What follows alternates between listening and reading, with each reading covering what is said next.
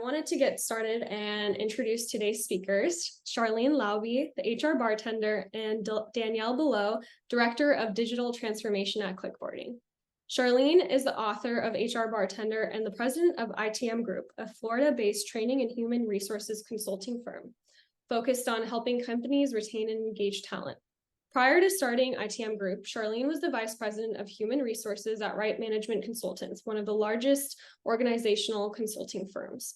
She's designed and implemented highly successful programs for employee retention, internal and external customer satisfaction, and leadership development. Danielle Balow is Clickboarding's lead consultant as the team's Director of Digital Transformation.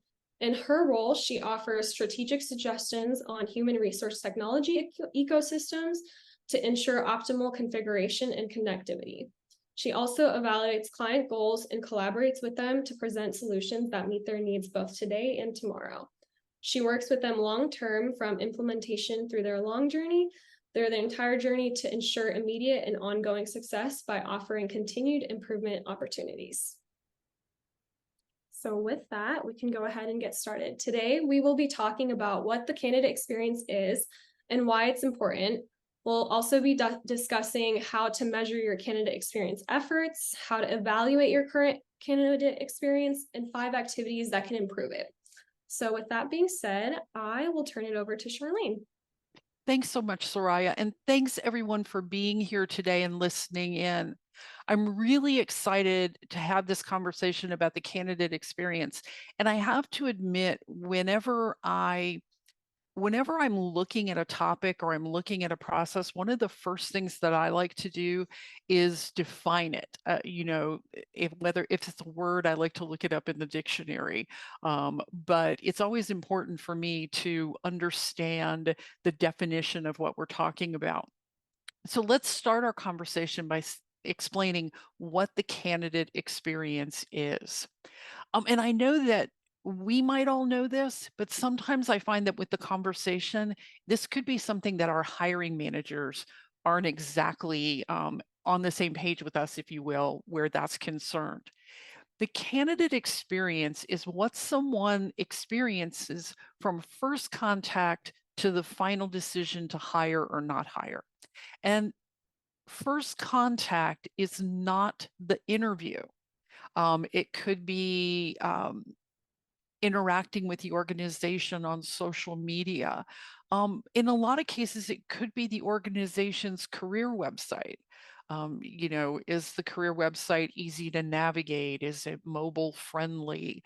So, as we're talking about the candidate experience, that's one of the first places that the applicant interacts with the organization. Of course, it includes the screening interview, the department interview, and then all of the communications that the candidate has with the recruiter and the hiring manager. And then finally, I think that one of the other things that we don't always keep in mind when we're talking about the candidate experience is that it includes our partners. So, if we have an assessment company as part of our process, if we have a background screening company as a part of our process, all of those organizations as well are a part of the candidate experience. So it's not just that face-to-face time that we have with the candidate. And the reason that the candidate experience is important is because the candidate is smart. They do their homework. So when we're looking at the importance of the candidate experience, the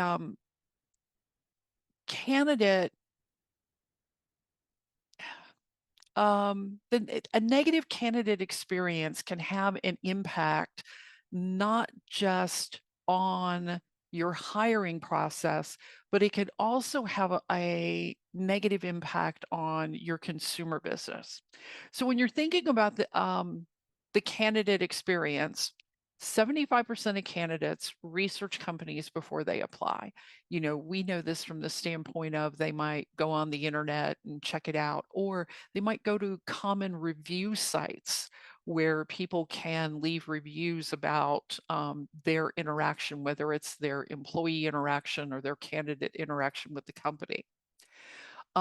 They read those reviews and they make a decision as to whether or not they're going to apply. You know, on a personal level, if you think about this from a consumer standpoint, I don't know if anybody else here is like my household, but when we go to buy things, we look at reviews. And so let's say I'm checking out a review and there are 10 reviews and 9 of them are great. Then that says to me, wow, okay, that's pretty good. I mean, we're not looking for perfection, but we are looking for a trend. Now, if I go to that same company and 9 of them are not great, I'm not saying that someone won't apply, but they might have a few more questions to ask when you're looking at the candidate experience. So candidates do their homework about the organization before they ever apply. Then they get to your career website. If it's difficult for them to apply, and I want to talk about mobile from that perspective. Um, Mobile response, let's talk about mobile responsiveness first. Mobile responsiveness means that the site automatically configures to the device that it has, that it's being viewed on. So if you want to know if a website is mobile responsive, you can look at it on your desktop or your laptop. And then if you look at it on a tablet or a phone, if it's simply a smaller version of what you see on a desktop or a laptop, it's not mobile responsive. Mobile responsive means, again, that the site reconfigures to those smaller screens to make it a better user experience. Because the last thing that we want to be doing is sitting there doing something like this all the time to read the job openings that an organization might have. That then leads you to mobile friendly career websites. And I'm going to define a mobile friendly career website as if I see a job on a career website, can I share it with a friend? You know, maybe I'm not looking for a new opportunity, but I know that a friend is. Is it something that I can easily send to them and say, this sounds perfect for you? Or from a mobile standpoint, if I'm want to apply, is there an easy way for me to apply for that job? Or do I need to go home and fire up my desktop in order to apply for that job? Or do I need to even take it one step further and go home and grab a flash drive and find somewhere like a public library in order to upload my resume or my CV in order to apply?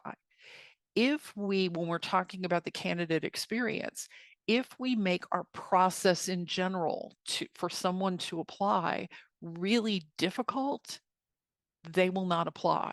Or they're going to go and apply for an organization that makes it easier. You know, so as you're thinking about your candidate experience, and Danielle and I are going to just spend some time talking about some things that you can do. Think about your mobile strategy and how your mobile strategy can help your candidate experience.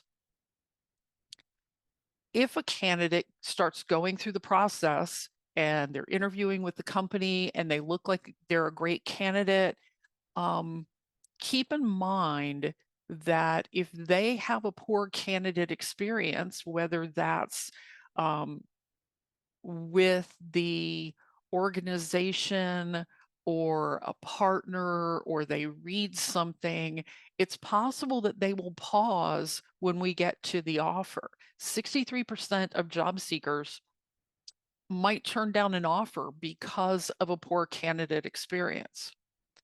Now, let's take that one step further, not just from the standpoint of poor candidate experience, candidate says no. I've always worked in industries where the candidate could be a customer, and so this became an important point in our organization. We never wanted to lose a candidate and a customer at the same time. I mean, yeah, you're right. I can't hire everybody, but a poor candidate experience could lead to somebody saying, I'm really glad I didn't get the job, and I'm not going to buy that product either. And that's the other thing that organizations need to think about. There's a pretty well-known case study. You can search in your favorite browser for it, about Virgin Media drawing the connection between a poor candidate experience and profit, to the tune of millions of dollars. And they've been very open about how they went about fixing that. So as you're thinking about your own candidate experience, something to keep in mind is the candidate experience can also have a negative impact on the bottom line. Danielle, I want to bring you into the conversation. Talk a little bit more about Clickboard's perspective when it comes to the candidate experience. Thank you, Sharlene. One of the things that you just mentioned, though, I think is super critical, and we hear this a lot from the clients that we work with, but that bottom line is more and more important. And we know that HR is becoming a cost center and a profit center, just like every other part of the organization. So measuring and tracking that loss based on candidate experience is possible, and certainly something to think about, because I always like to use the phrase, the definition of insanity is doing the same thing and expecting a different outcome. So if you want to change something, if you want to save money, this is how you start tracking and really starting to show the value of some of these activities. But from our perspective too, once that employee or the candidate says yes, and they are on the way to becoming an employee, it doesn't stop, right? So as the recruiting team, every organization is structured differently, but that evaluation of your organization continues. And at this point, they may even be a little trepidatious, because maybe they are leaving a known quantity, a current job, and they're moving to your organization. Maybe they're making a career change, or it's their first job outside of secondary education or high school. So for us, one of the big things that we talk about is reinforcing the yes, or making it a great experience. Meanwhile, behind the scenes, there is a flurry of activity that needs to take place, such as background screening, drug checks, getting them into the payroll and employee HCM system, equipment, provisioning, if you have to manage any type of accreditations or certifications, et cetera. These are all activities that need to happen in parallel or at a critical point in time. So creating a plan is super critical and something that we always recommend. And one of the things that I'd also recommend here is don't recreate the wheel each time you hire someone. Make it consistent. Even if it's consistently not a great experience, you at least know where those problems are or how to address, right? And the same goes, so Sharlene was talking about career sites, mobile responsive, mobile friendly. You shouldn't make it hard for someone to try and sign up to work for your organization. That same experience goes for onboarding that person. Make it easy, get them excited, have them promoting their excitement on social media, talk about branding and the image that somebody has. So that negative candidate experience starts again from the moment they interact with your brand all the way through to post day one and beyond. But that's what part of what we call reinforcing the yes. So this is the time to help them understand that they are making the right decision and that they should be excited about it, reinforcing the perks of working for your organization. Now, I say all of that sounds super exciting and easy, and there are multiple tools and capabilities out there. So I encourage the team here to look at some of the tools, technologies, et cetera, that you have at your fingertips, because there's a lot of capability even within what you have today. That being said, I'm also going to flip to the other side of that hiring experience and remember the hiring team. So that goes to recruiters, hiring managers, coordinators, interview panels, etc. This is all a part of that candidate's hiring experience. So if you've got a really hairy, just frustrated hiring manager, maybe that this is one of 17,000 things they feel like they have to do this week, that comes through, whether it's verbally in an email, a text message, etc. So also think about that hiring team and how they understand where the candidate is in the process, what's been completed, kind of answering that who's on first aspect of what's been completed, what's done, what's outstanding. And quite frankly, for me as that hiring manager, or me as the recruiter, what do I have to do to keep this process going? So we find a lot with the clients that we work with that the hiring team's experience is equally as important for organizations, but makes a huge impact specifically on the candidate and their experience as they start to assimilate and enter your organization. So with that being said, I think we move on to maybe asking the audience here a quick poll question. Thanks for queuing up the poll. Let's talk about whether or not your organization currently measures their candidate experience. You can respond with yes, and you found your metrics to be fairly accurate, reflective of your process. Maybe yes, but you'd like to see some different results. Not yet, but you're hoping to do it. Or no, but you're hoping to gather some more information to make a decision about metrics and measurement. Danielle, I know when you and I were having this conversation, you were sharing with me a story, and I was wondering if you wanted to share that with everyone listening in today. Yeah, thanks, Sharlyn. So part of what we do is at our organization is we have an assessment tool that ultimately is meant to retain the talent that you work so hard to hire and to onboard. And one of our clients within the healthcare industry found that there was a big gap or a disconnect between their expectations, so the candidate or the employee's expectation of their role and what they thought they were going to do and what they were actually doing on a day-to-day basis. And I thought that was pretty interesting, specifically for healthcare, because one would think, okay, well, if you're an MD, right, you do things that MDs do. But Sharlyn, I know you had some thoughts on that as well, but it's really about, and I think that's surprising, right? Especially for said client that I mentioned here. So under number one, they can start to pinpoint what's going on and how to improve the experience. But also then thinking about what do we do about that? Exactly. And if you look at the poll results, it looks like the majority of the group has not launched into creating measurements or metrics regarding the candidate experience, but they want to do some more homework about it. And I think that that's a great place to start. As we were putting together today's conversation, one of the things that I wanted to do was talk about metrics earlier in the process.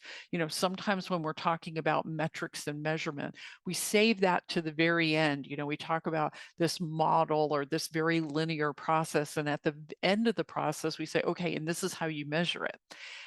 But with this conversation, I wanted to bring metrics and measurement to the beginning because I feel like, and this ties into Danielle's story about the difference between expectations and results. When you're thinking about metrics and measurement, what you measure, there's an old quote from Peter Drucker that says, what gets measured gets done. As you're thinking about your candidate experience, think about what's the organization want to see? What are the metrics that they're willing to react to, and use those as your guide. So maybe start with the numbers and then build your process versus the other way around.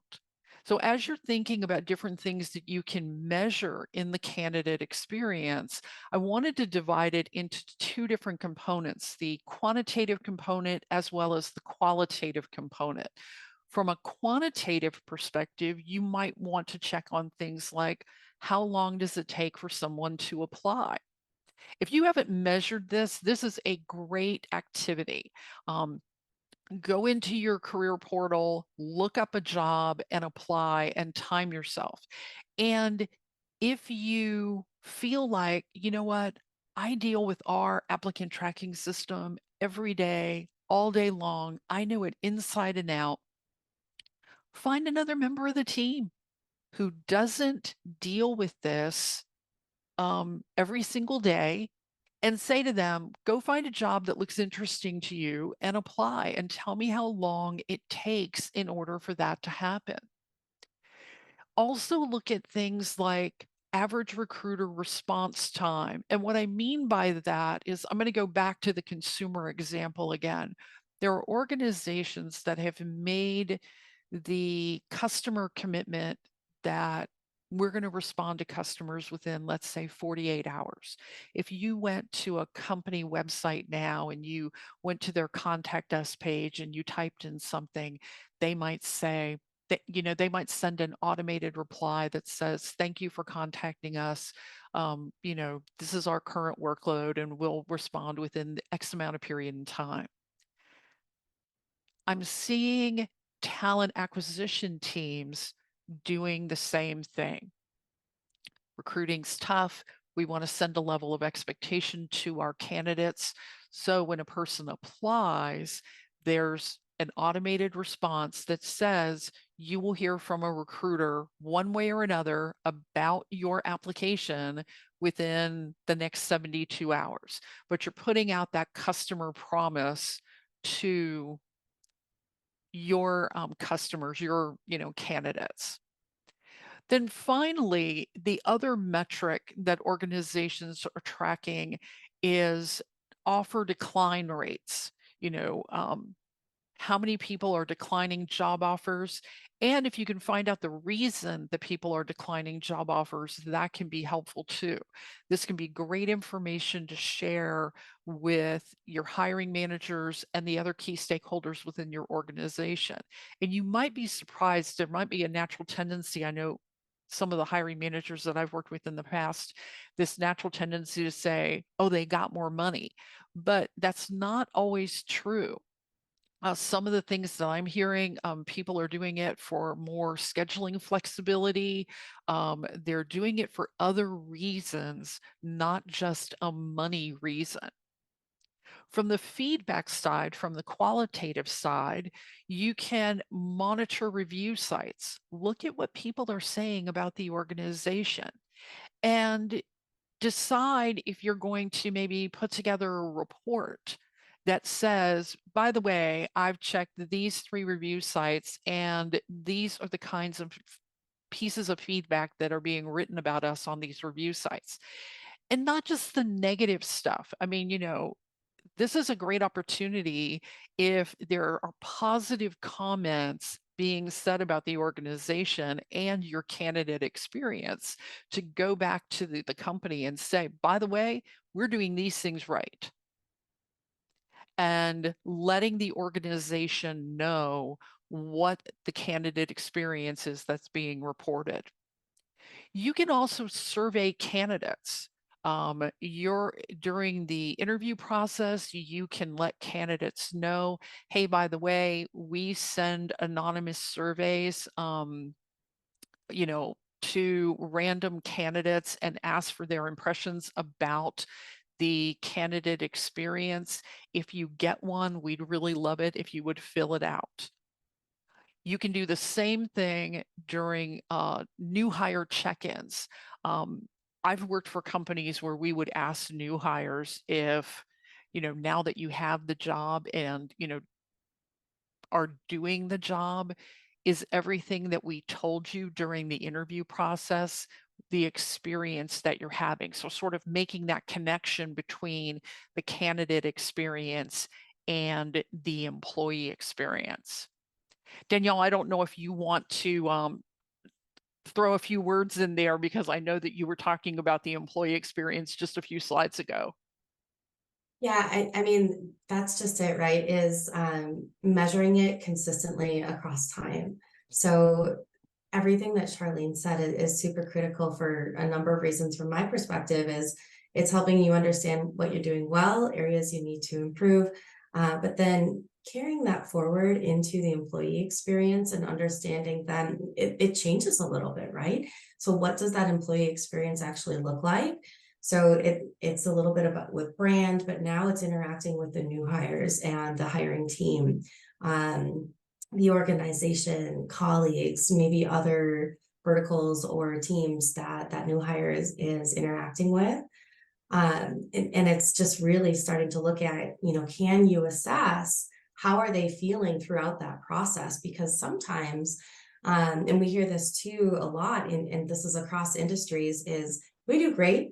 We're doing a great job bringing them in the door, and then all of a sudden, the first 90 days there's just a huge drop off point. And like Charlene was saying, there's not necessarily an understanding of why, but if you start to measure the candidate and the employee experience, this is where you can really start to pinpoint the why and start to create a plan on how to track, assess, and ultimately address the issue. That leads us to a conversation now about what your process looks like. And one of the things that organizations might want to consider doing, this is a great whiteboard activity to me. Get your hiring managers in a room, hand them all a big pile of stickies and say, let's talk about everything that we ask a candidate to do all along the way, and then map your experience out. There's a couple of things that happen when you do that. First of all, I think that there are probably hiring managers that don't realize what the entire process looks like. And so bringing them into the loop and making sure that everyone sees the whole process can be incredibly important. The other thing that you can do is look at your process and say, is everything in the right order? Because sometimes when we have a tendency to look at the process and, in a big linear fashion, we might say, well, wait a second now. Why do we do that? Why can't we combine steps here? Or if we move that step up here, it would make for a smoother process, not just for us as a company, but for the candidate as well. So, Danielle, a few slides ago, was talking about that balance between the candidate and the hiring team. This could be a great moment to look at the whole process and make sure that it's both effective and efficient. As you then have your candidate experience lined up, now you have the opportunity to say, this is what we want the candidate experience to look like at this particular point. So think about all those critical milestones and say, this is what we want it to look like, and this is what it does look like. In some cases, you're going to see a beautiful alignment, and that becomes a confirmation point that you're on track. And then there could be moments in time where you say to yourself, there's a gap here. And then you can put together a gap analysis to address that particular gap. It's possible, depending upon organizational resources, there could be gaps that you want to prioritize in terms of let's address this gap first, and then maybe address other gaps at a different point in time. But looking at the entire process and figuring it out, maybe in terms of a milestone kind of format, here's where we are here, this is where we are there, could be a great way to address issues and do it in a step-by-step fashion. I have a tendency to be very logical. And so sometimes I found that if I went to the company and said, let me fix this, and I did it great, then they would give me more resources to go and fix other things. So sometimes if you're, trying to fight for resources, pick one, do a great job, and then go ask for, more money, more headcount, all of the things that you need to do the next step in the process.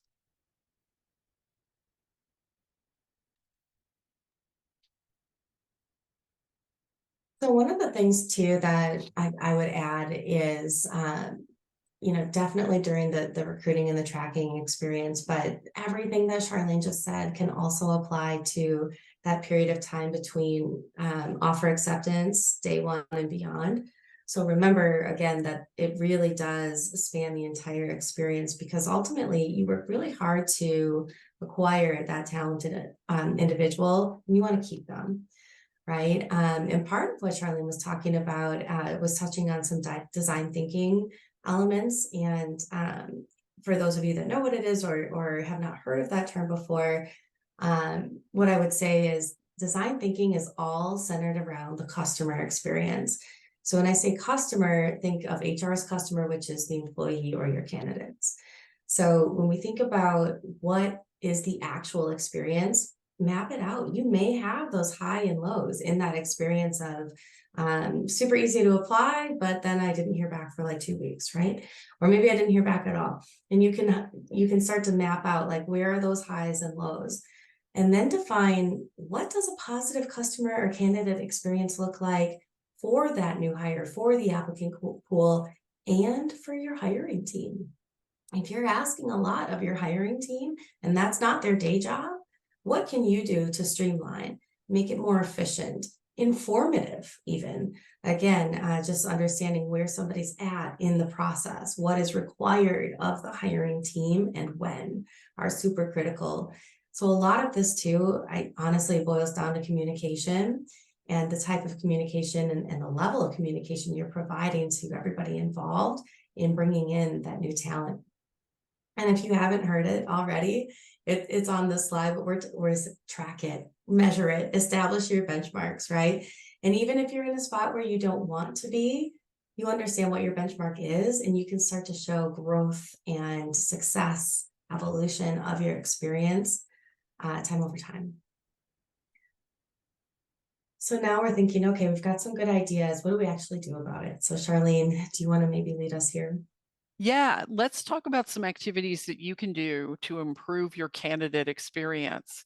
And I know that some of you have already answered. Let me walk through the 5 things that we're going to talk about. I know that some of you have already answered the polling question regarding the intake meeting, but we're going to talk about having a centralized point of contact, explaining the process, closing the loop, reinforcing the yes, and establishing a day one plan.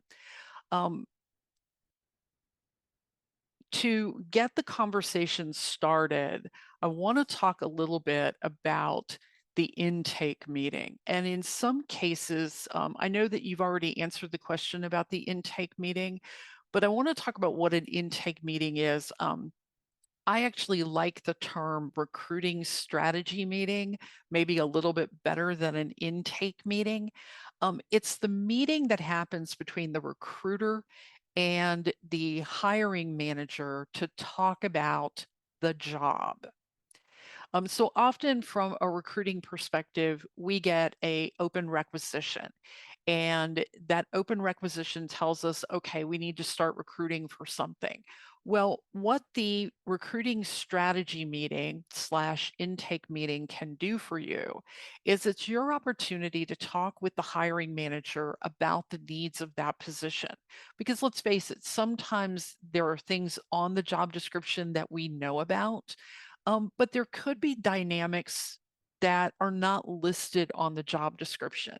Maybe things like, what is the team dynamic?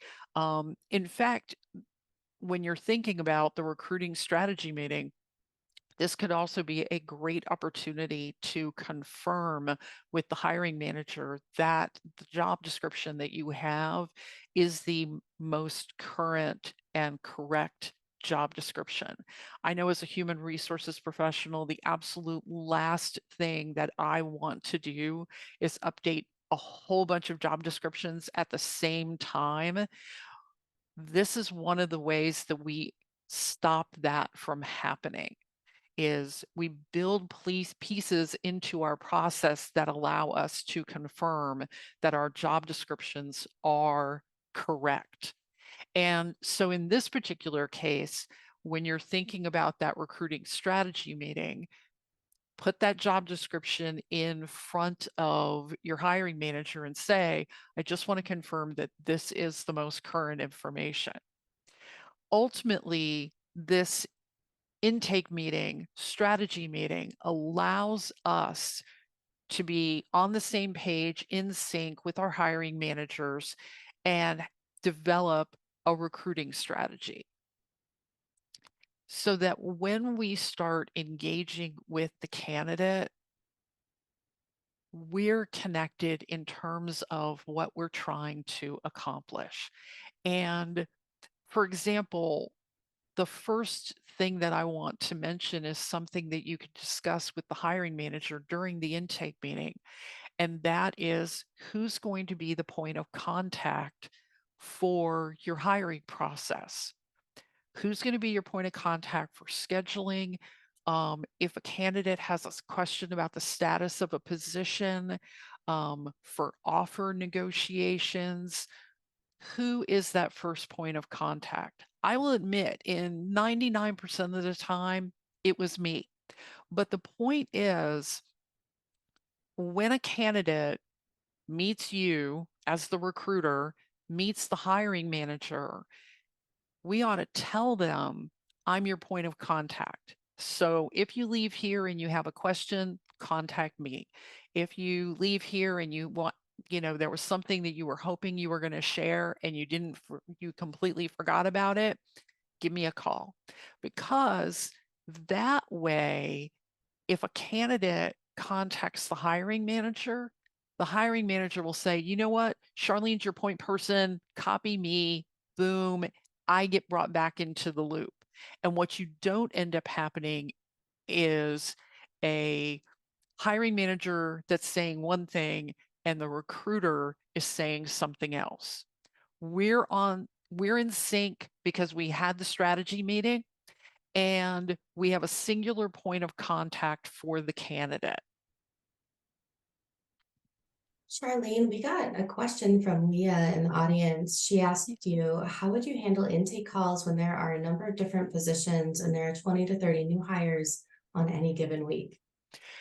It's a great question, because one of the things that I think is really important when you're talking about intake meetings is, even for a position that you recruit for all the time, you still need to have an intake meeting. And here's why. This is just my experience, so I'm going to, I'll share with you.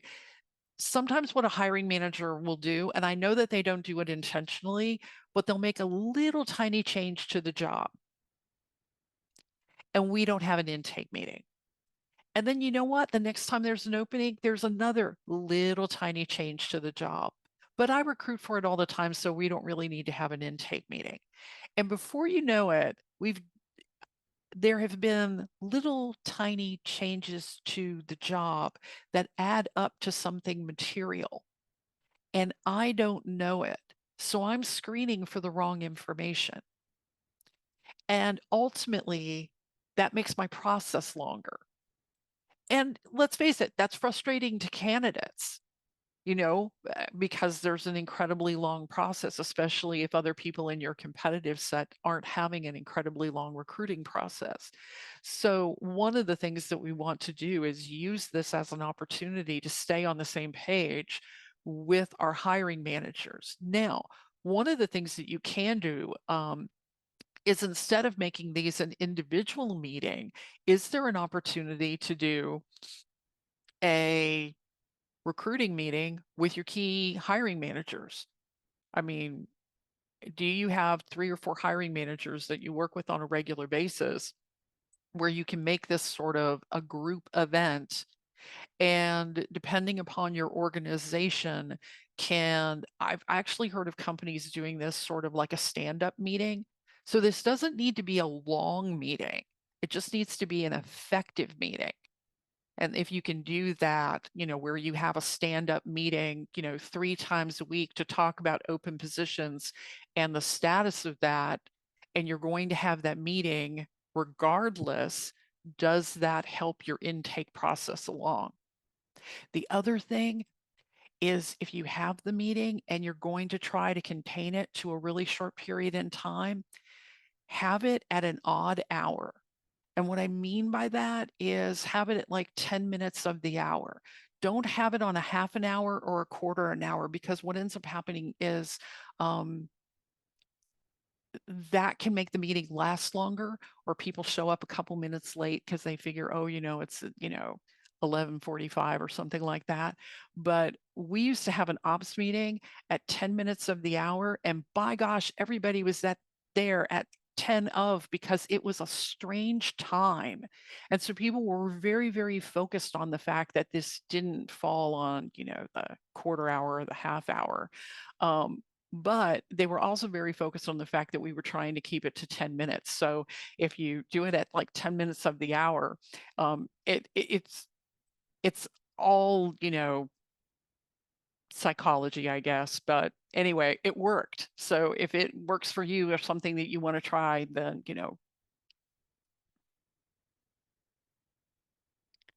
I'm looking also, there's a note about how to get managers to opt into an intake strategy meeting. See if the couple of things that could be helpful. See if you can find a couple of managers who will be your cheerleader. Not necessarily, somebody who can mention it in a meeting, and help you in that way. I will say that the other thing that's really great about the strategy meeting, the intake meeting, is this is also an opportunity to share with your hiring managers how long this process is going to take. So if you know your time to fill, this is an opportunity to say, our current time to fill is 60 days. So let's talk about how you're going to run your department for the next 60 days while we are recruiting for this position. So the intake meeting can do other things in addition to talking about the job.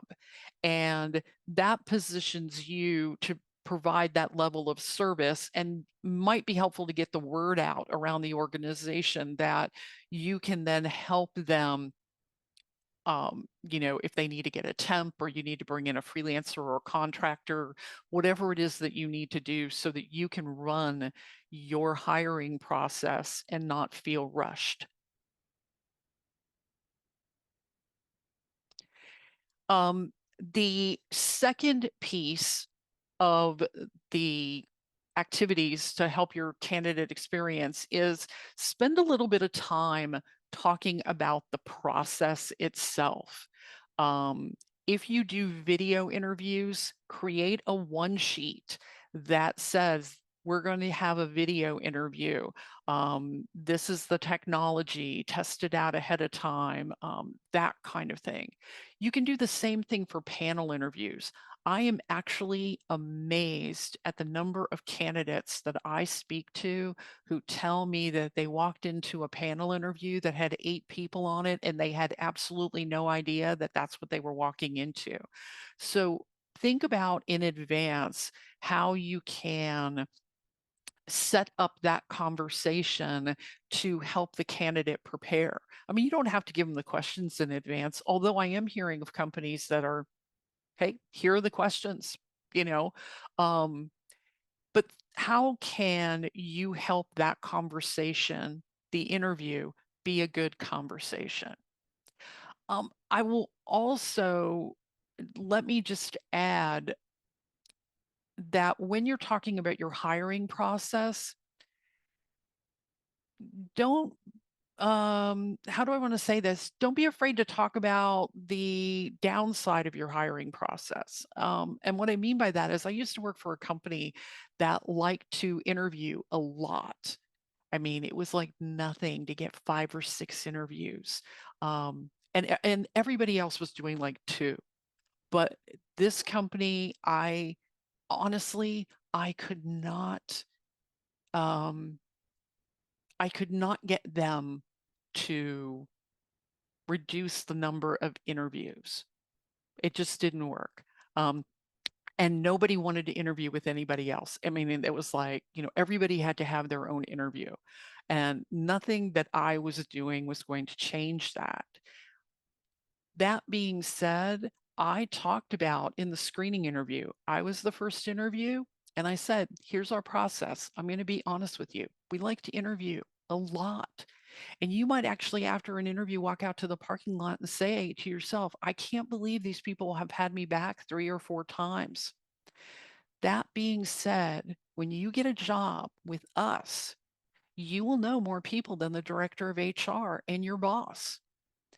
And that will be helpful to you during your onboarding process.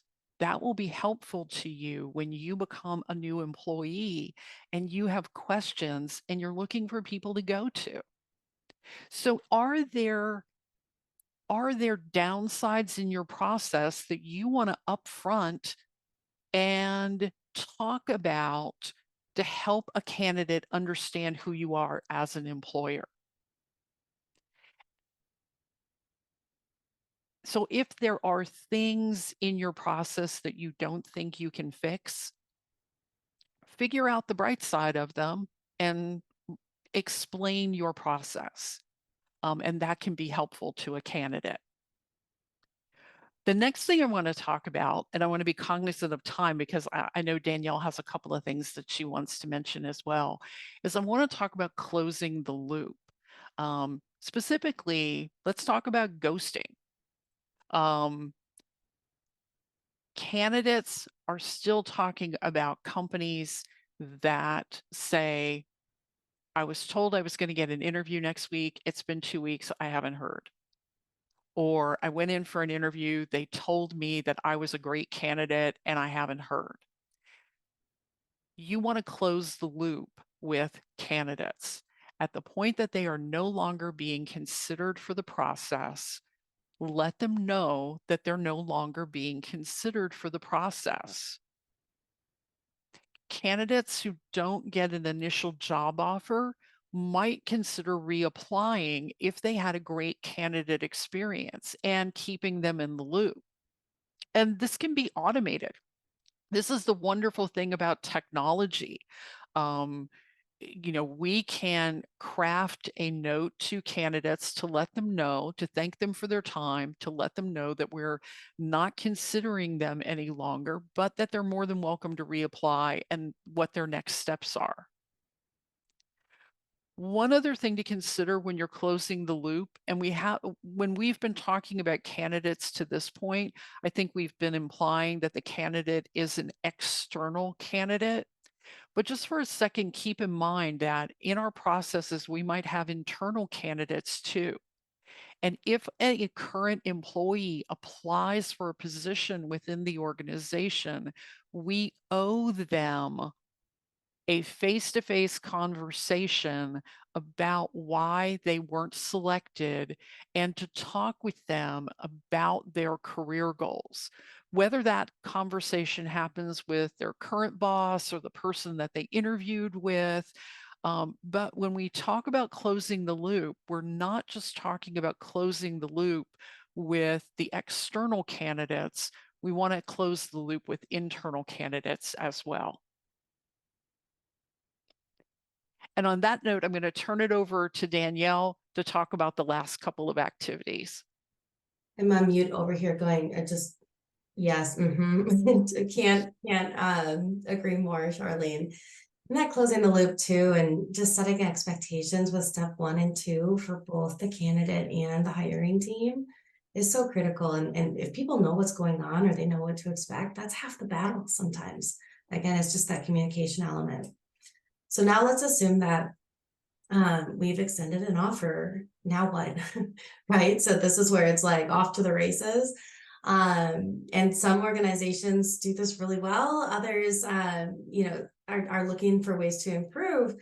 But one of the biggest things is welcome them. Let them know that you're excited. Let your culture shine through. If you have a quirky culture, talk about it. Shout it from the rooftops. If it's a little bit more buttoned up, that's okay, right? But help them understand the culture that they're organized or that they are joining. But this is also too, Charlene mentioned ghosting. So it's one of those things where it's like they say yes and then they don't show up, and people are left scratching their head going, but it went so well. They said yes. What happened, right? But that candidate, that employee still needs reassurance that the decision they made was the right one. So again, things like what perks of working at your organization? Do you have employee resource groups? Do you do, if you're completely remote and virtual, do you have, quarterly check-ins? So it's more about pay and benefits, but it's also about all of the things that they have to do as they are onboarding. So things like background check, drug screening. Is this an easy process or is it really difficult? Did they show up on day one and they didn't have a computer and they're in IT? That's a big deal. Did somebody not know that they were joining? So these are super critical tasks that, again, if you can make this a consistent experience, help the hiring team also understand what is expected of them, then the candidate now turned employee will really start to get a super solid, positive experience, understand what's expected of them at every critical milestone. And that oftentimes we find that's just what they're looking for. And also, again, remember to track that employee experience. So what are they feeling between saying yes and accepting an offer, between that point, day one, week one, month one, and even, how are the hiring managers doing, right? Are they feeling like they are equipped with the information, tools, resources that they need?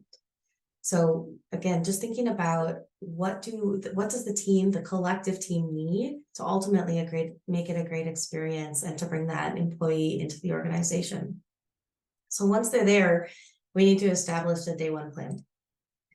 So when we think about what that looks like, again, it's keeping the manager on task sometimes.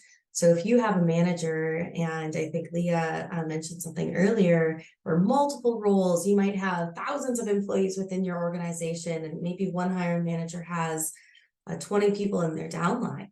So how do you keep them on task, right? Can you provide them content, tools, materials, resource guides, conversation guides about, okay, your employee's been here for a month. Maybe we should start talking about how performance is assessed. How often? Do you have goal setting? Do you have unique templates? What does your organization do?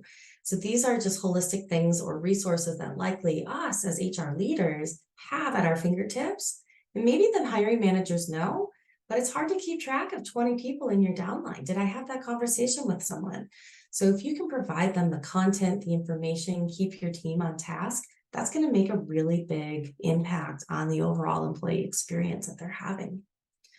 And sometimes it might not be super tactical, but it could also be about assimilating them into your culture. So I talked about employee resource groups already, but maybe there's development programs, educational options, reimbursement programs. These are things that sometimes, maybe I'm remembering and I'm writing like feverishly as recruiters making an offer to me, and then I forgot half of it, right? So this again is one of those opportunities for you to keep reinforcing those programs, those opportunities that you've worked really hard to build, you and your team. Help people understand and learn about these opportunities that they have, and again, assimilate into the organization, level set with them. When is my performance assessment happening? When do goals come into play? Or maybe you don't have one, but maybe you do something different. And again, just never lose sight that the candidate or the employee is still assessing us. So just because they started doesn't mean they're going to stay. And I don't say that to make like a fear factor aspect. It's just a reality, right? It happens outside of the professional arena when you join teams and sports and things like that. So again, it's all about creating that positive culture, level setting expectations, and not just making it all focused on just the candidate, but also remembering how can you help your hiring team, your leadership team be more successful, more available, give them the tools they need to ultimately make it an awesome day one plus plan, and get them operating as quickly as you can, right? The goal is to bring somebody in because there's a need, and these are all things that are going to help them with that. I know we're just at the top of the hour, so if we just think about a recap of what Sharlyn and I have just discussed, that key candidate point of contact, can't reinforce that enough. Explaining the process to the candidate and the new hire, closing the loop, whether it's internal or external applicants, and in a timely fashion, but close the loop one way or another.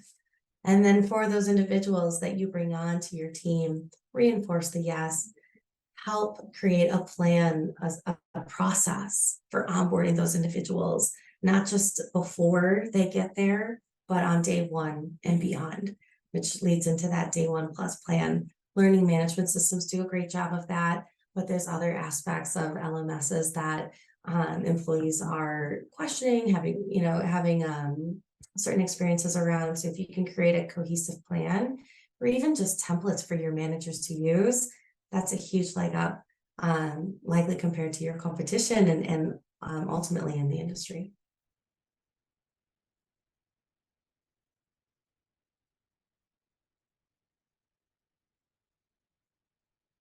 All right. I know that we're almost at the top of the hour, so we don't really have time for too many questions, maybe one or two, if you and Sharlyn want to answer. Yes, absolutely. Perfect. Okay. It looks like there's a few different questions coming through. We have one. One member is asking, how can we incorporate a more personalized touch into the recruitment process without sacrificing efficiency?